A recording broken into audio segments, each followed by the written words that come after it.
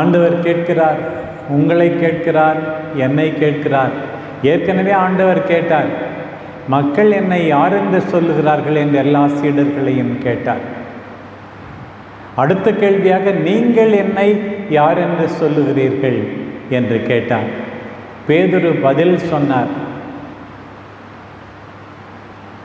2 கேள்விகள் ஒவ்வொரு சீடரிடமும் கேட்கப்படுகின்றன. நான் உனக்கு யார், என்னை உனக்கு தெரியுமா என்று முதல் கேள்வி. இப்போது மிக மிக முக்கியமான கேள்வி. யோனாவின் மகனாகிய சீமோனே, இவர்களை விட நீ என்னை அதிகமாக அன்பு செய்கிறாயா? இன்னொரு மொழிபெயர்ப்பு, இவற்றை விட அதிகமாக அன்பு செய்கிறாயா என்று கூட. எத்தனையோ பேர் நம்மை அன்பு செய்கிறேன் என்று சொல்லி ஏமாற்றி விடுகிறார்.